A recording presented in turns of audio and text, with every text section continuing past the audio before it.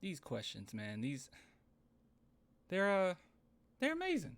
They're amazing. I want some rest. Are we having fun yet? I have to say, these are the best questions if I've ever seen any. I've never seen questions as great as this. I just must. Okay, I'm sucking up just a little bit. What's up, y'all? We are doing Sundays with Clan, in which I take just a few of your questions and I talk about it. Now, we don't have a lot this time. I just sent it straight out to channel members only. So become a channel member if you want to support the channel. It's only $2 per month, or a Patreon member. But yeah, I just sent this out and I asked you guys if you had any questions or any topics to talk about. And I know it's not a lot to talk about, okay? Nor do I have a lot of channel members, okay? I'm whack. My content whack. But overall, I just want to take two of these that I found pretty interesting and just want to talk about it a little bit. So Phil, you asked a few questions and I want to go ahead and start off right off the bat. You said if we draft 3 players, you know, who we want. I'm not going to answer that one because I'm going to talk about a lot of draft prospects in this coming week. I'm not going to be here. Okay, I'm going to actually be out of town. So just keep an eye on that. And also you asked, you know, if we trade up and, you know, questions around that. Don't worry about that right now. But what I do like is if we sign a superstar in the offseason, who do you realistically see us signing? So we'll start with that. So first and foremost, looking through the free agents, I have to say there's no one. There's no one I really want. You said superstar in particular, so that's taken away quite a few guys. I would like for us to have Kyle Anderson, but that's not a superstar. PJ Tucker would be cool, but he's not a superstar. So overall, yeah, I understand where you're coming from with that. TJ Warren will also be pretty decent. That would be pretty cool. But overall, superstar. So if we're talking superstars, are we counting John Wall? I don't know. But no, I wouldn't want John Wall. Definitely wouldn't want James Harden. Russell Westbrook, how about no? Kyrie Irving, no. Zach LaVine. Now, as far as what's most likely, I could definitely see us going after Zach LaVine, only because DeJounte Murray and Zach LaVine have a very good relationship. I could see the Spurs trying to do that. But then the question is, why the heck would Zach LaVine do that? Like, especially the situation he's in. Would he really go to another team during a rebuild to hang with his boy DJ? And I don't really see that as necessary. I mean, I guess it would put him in more of the light. Not really. No, it wouldn't at all. So yeah, there's no point in Zach LaVine actually coming to the Spurs. So I'm gonna say no to Zach LaVine, even though I could see the Spurs possibly wanting to go after him. But the one that I highlighted, and I know you've seen it already, was DeAndre Ayton. I think that makes the most sense for the Spurs to kind of go after. He's coming from a coach that was under the Pop umbrella, so he is very coachable.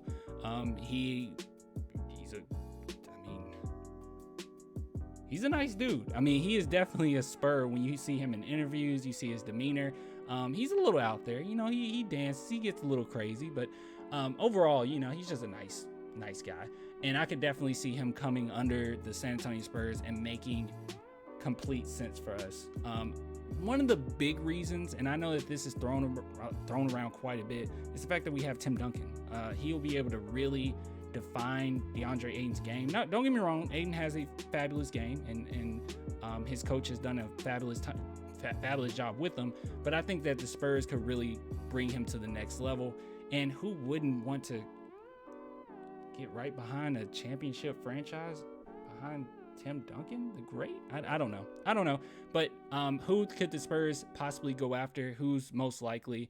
I would say Zach LaVine and DeAndre Ayton, but DeAndre Ayton being the big one, and that's the guy I definitely would want. It just makes the most sense.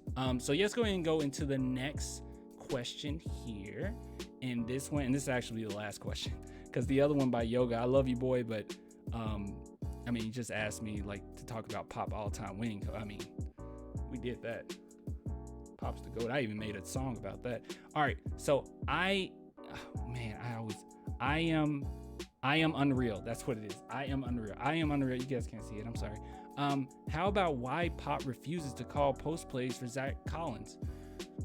Okay, Zach Collins. I know what you're saying. You're saying that we're not necessarily utilizing his skill set, but he's barely been with the team. And when it comes to Popovich, he's very much a let me see what you got, and you're gonna have to prove it to me before I just give you a big workload. And honestly, I just don't think Zach LaVine offensively has necessarily merited those touches. I mean, don't get me wrong, like, he's barely shooting at all. I mean, 2 for 2, 2 for 3, 1 for 3, 0 for 0, 4 for 7, 3 for 5, 2 for 7, 3 for 5. But overall, I just don't think it's been enough time for me to like get onto Pop or get onto the coaching staff for not necessarily playing him. I mean, he came on the team really right when the team really changed. Like, that's when he really started playing, is around the time that our boy Derek White got traded and we traded away Thad. It was a lot going on in that span, and it's hard for me to just say, oh yeah, he's just gonna get on the team and play fabulous right out the bat. I don't think that's gonna work that way. Obviously, the Spurs want to see what they got in Jock Landale, and Lonnie Walker has really taken over as far as touches, him and DeJounte Murray. So overall, I see what you're saying, but I don't see a situation where we have to set him up for post moves, or I don't think he's necessarily merited that. Now, with that being said, his defense, it's been nice. He's kind of coming into his own as far as defense. Almost every game he's averaging about a block. This month alone he's about 1.3, but there's a few games in here where we said, whoa, like 3 blocks against the Hornets, 4 blocks versus Minnesota. Like, he's kind of coming into his own a little bit. So I think it's just going to take time. I think that the Spurs are trying their best not to put too much on him right now. And when it's all said and done, we'll get that Zach Collins that we all know and love. But he has to remain healthy, and they have to, well, he has to find himself into the role of big man. But right now, that is not necessarily going to be the case. He is not going to, he hasn't earned those touches yet. I don't mean to sound old school, but he has not earned those touches. So, but look, guys, I really do appreciate you asking the questions. You asked the tough questions, okay? The questions that have to be answered. I don't know. I'm sucking up to you, guys. I'm just sucking up to you again. I cannot talk today. If you guys want to support the channel, as always, man, become a patron, YouTube member. It helps like crazy. It's only $2 per month. I try not to ask too much of you guys. Now, like I said, we do trivias, at the end of every month. This month is going to be a little bit different because I'm not going to be here, so we can't do it this month, but I'm going to make it up to you guys. But support out of the goodness of your heart, not just for the prize, man.